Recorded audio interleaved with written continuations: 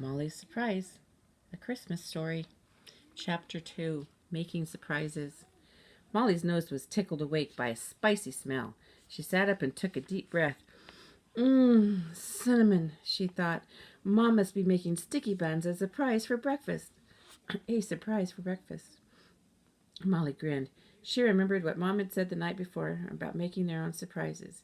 It looked, or rather, it smelled as if Mom's surprises were already off to a delicious start. Molly rolled out of bed and pulled on an old corduroys and a flannel shirt. They had a nice, soft, easy, vacation-y feeling in them. Molly was ready for something unusual to happen. If only I had a doll, she thought as she pulled on a pair of thick socks. This is just the kind of day when we would have an adventure together. Maybe we'd pretend to be ambulance drivers or scientists cooking up some interesting concoction. Molly hurried into her shoes. The only concoction that interested her right now was being cooked up downstairs in the kitchen. She'd better hurry down before Ricky ate up all the sticky buns. She bounced down the stairs to the kitchen, but Ricky wasn't there. "Good morning, Mom," said Molly. "Where's Ricky?" "He's already in the living room," said Mrs. McIntyre. "He's moving furniture to make room for the Christmas tree." Just as Molly bit into the warm, sweet bun, Ricky appeared at her elbow. "Hurry up and eat that," he said in a businesslike voice. "I need you to help me bring up the ornaments." Molly's mouth was too full to answer, so she nodded her head eagerly. Ricky waited impatiently as she chewed and swallowed, gulped some milk, and wiped her sticky fingers. "Let's go," he commanded. Molly followed Ricky down the dark steps to the cellar. There was only one light behind them, a bare bulb hanging at the top of the stairs. Their shadows danced before them like cheerful ghosts. They seemed to say, "Here you are at last. We've been waiting all year for you to come down and open this closet. Now the fun can begin." Molly jumped ahead of Ricky and pulled open the closet door. Every Christmas she could remember had begun the same way. Dad would open this door, the door to the Christmas closet, and say, "Ho, ho, ho, what have we here?" The closet was full of Christmas. It smelled of dried pine needles, mothballs, crushed peppermint candy canes, and bayberry-scented candles. Bags overflowed with curly-cued ribbons, paper chains, rolls of wrapping paper, and shiny strands of tinsel. Boxes of Christmas tree ornaments were piled on shaky stacks. They were waiting to be carried upstairs and dusted off, so they could shine in the light and work their Christmas magic again. Molly was glad to see them. She scooped up an armload and held the boxes steady with her chin. Ricky pulled a string of Christmas lights off the shelf. "I'll take care of these this year," he said. Molly was doubtful. No one but Dad ever handled the lights before. It was a big job. The tangled string of lights looked like a thorny vine. "You think you can do it?" she asked. "Even Dad has trouble." "Don't worry, Fuss Budget. I can figure these out," Ricky said. He slung the loop of lights over his shoulder and marched up the stairs. Molly climbed the stairs behind him. With every step she took, a bell jingled in one of the boxes she carried. "Ho, ho, ho," she said as she jiggled the box to make the bell ring louder. "Here comes Christmas." Brad ran to meet her at the top of the stairs. "Oh, let me see," he cried. "Where's my stocking?" Molly lowered her pile of boxes to the floor and knelt to open them. "Hey, look!" Brad held up a battered star cut from a cardboard and covered with wrinkled tinfoil. "Here's a star I made last year." Jill sat at the kitchen table eating a sticky bun with a fork. She glanced down at the boxes scattered on the floor.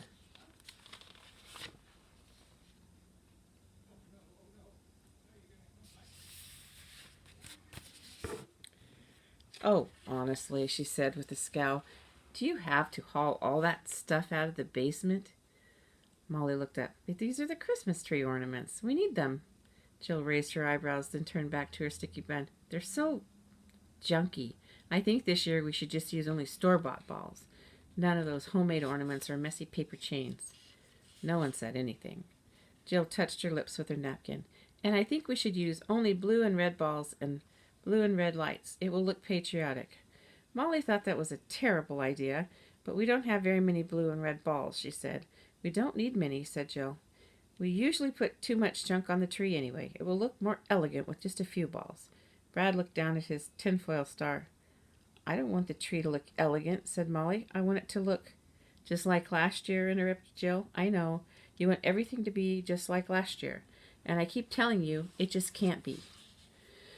Ricky put the string of lights on the table. "What do you think, Mom?" he asked. Mrs. McIntyre put her hands in the pockets of her apron. "Well, I think it would be nice to have an elegant patriotic tree. But I know I would miss all the old ornaments. They're like old friends," she thought for a moment. "How about this? I saw a picture in a magazine of a Christmas tree with a flag on top instead of an angel or a star. It looked very patriotic. What if we used all of our old ornaments but put a flag at the top of our tree?" "That would be good," said Brad. Molly looked at Jill. "What do you think, Jill?" Jill shrugged. "Frankly, I don't really care. It's just a suggestion." She stepped over the boxes of ornaments and walked to the sink to wash her plate. "Well," said Mom in a cheerful voice, "that's settled. Brad and I are going downtown today anyway. We'll just add a flag to our shopping list." Right after breakfast, Mom and Brad got ready to go out. Brad's pockets were so full of pennies he'd saved for buying presents that he clinked when he walked. "You sound like a walking piggy bank," said Jill. Mrs. McIntyre put on her coat. She said, "We'll have lunch in town, but we'll be back before Grandma and Grandpa get here with a Christmas tree." No sooner had Mom and Brad disappeared from sight than the phone rang. Ricky was on his hands and knees trying to untangle a string of lights stretched across the living room. "It's probably for you, Jill," he said. "It almost always is." Jill picked up the telephone. "Hello? Oh, hello, Grammy," she said with a smile. "No, Mom's not here. She and Brad are shopping." As Ricky and Molly watched, Jill's smile sank into a worried frown. "Oh," she said. "Oh, that's too bad. Can't you get it fixed?" "Oh." She turned away so they could only see her back. "Yes, I'll tell Mom. Well, we'll certainly miss you."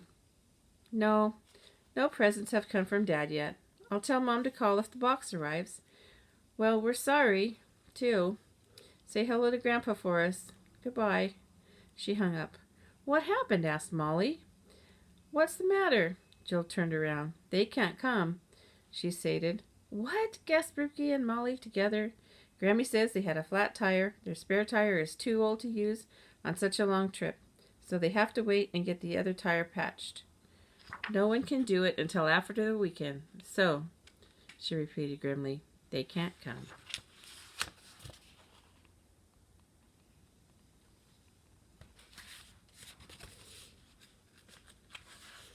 Until... "Oh, no," wailed Molly. She sat down on the floor next to the box of ornaments. "Oh, boy, what a Christmas," said Ricky glumly. "First no Dad, now no Gram and Grandpa." "And no tree," said Molly. "No Christmas tree from Gram and Grandpa's farm." "Well, what do we need a tree for, anyway?" asked Ricky. He kicked away a string of lights with his foot. "We don't have any presents from Dad to put under it." "We have our presents for each other," Molly said weakly. "Big deal," said Ricky. Molly began to feel as gloomy as she had the night before. "I wish Mom were here," she said. "Mom couldn't do anything about it," said Ricky. "Let's face it, this Christmas is ruined. No one can do anything about it." Molly thought about what Mom had told her last night. "Mom says we have to rely on ourselves this Christmas. She says we have to make Christmas special this year." "Well, what are we supposed to do?" asked Ricky. "Make a Christmas tree?" Jill had been very quiet, but now she said, "We could buy a tree. We could do that ourselves." "How?" said Ricky. I only have 25 cents left." "I have money," said Jill. "But that's your babysitting money," said Molly. "I thought you were saving that for—" "A tree is more important," Jill interrupted. "Come on, let's hurry. Let's get the tree before Mom and Brad get home." "Wait a minute," said Molly. She ran upstairs, rummaged in the closet, and ran downstairs again. "Here," she panted, and she showed Jill a lumpy package wrapped in red paper. This was my Christmas present for Brad. It's 50 pennies. We may need it." Jill nodded briskly. "Good," she said. "Now we have plenty." Jill led the way. Molly and Ricky hurried to catch up. "But where will we get a tree?" asked Ricky, as he stumbled along, trying to button up his jacket. "Boy Scouts are selling trees at the school," said Jill. "Hurry up." The Boy Scouts had created a small forest of pines in the corner of the school playground. Molly, Jill, and Ricky walked through it slowly, examining each tree carefully. Finally, Jill stopped. "This is it," she said. Molly looked at the tree. It was tall and skinny. There were so many gaps between the branches it looked like a comb with most of its teeth missing. This one? She asked. But Ricky jabbed her with his elbow. He pointed to the price tag. Suddenly, Molly understood. This was the only tree they could afford to buy. Jill gave all of her babysitting money to the Boy Scout in charge. Ricky handed him his 25 cents, and Molly poured 50 pennies into the Boy Scout's hands. They each grabbed onto the trunk of the tree and headed home.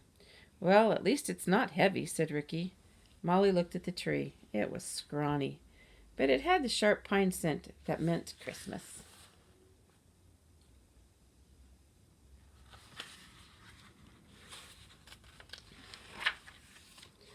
Molly broke off a needle and bit it. The bitter piney tang filled her mouth. Let's decorate the tree before Mom and Brad get home, she said. That way it can be a surprise for them. Jill shook her head. You and your surprises, she said, but Molly could tell Jill was excited too, because she began to walk a little faster. The tree bounced with every step. This tree is going to be okay, Molly thought as she hurried home in the pale December sunshine. Mom and Brad will be so surprised, and we did it all by ourselves. Molly grinned. I guess Mom was right. All the McIntyres are pretty good at surprises. It was dark before dinner time. Molly and Jill were lying in the living room floor, gazing up through the branches of the decorated Christmas tree. Once it had been decorated, the tree did not look scrawny at all. In fact, Molly thought it looked beautiful. Jill, do you mind that we put all the old ornaments on the tree? She asked. Are you disappointed that it's not elegant? No, said Jill. This tree needed all the ornaments. Besides, I didn't really like that idea of only red and blue balls. I just thought it might be better if the tree looked different this year. She sighed. See, when everything looks the same as last year, it just makes me miss Dad even more. Everything is the same except for one big horrible difference. Dad isn't here. Oh, said Molly. I never thought of it that way. She looked up at the colored lights wound around the tree. They looked like shining jewels on the green branches. Well, I think this is the most beautiful Christmas tree we've ever had. Jill smiled. You say that every year. I know, said Molly, but this year it's true. Even Mom said so. Molly and Jill were happily quiet. They were both thinking of when Mom and Brad had come home to a glittering tree. Molly had never seen her mother so completely surprised.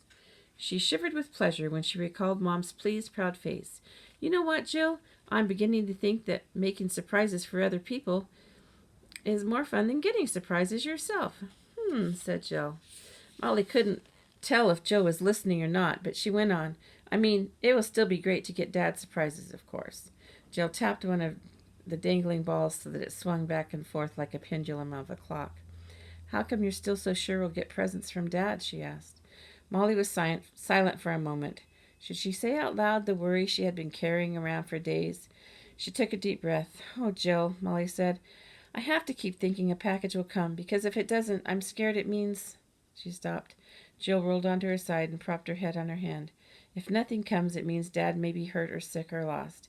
It means maybe he couldn't send presents. Molly nodded. It was kind of a relief to know that Jill shared the same heavy worry. It's not really the presents I care about, said Molly. I just hope a box or something, even a card or a letter, will come so that I know that Dad is okay.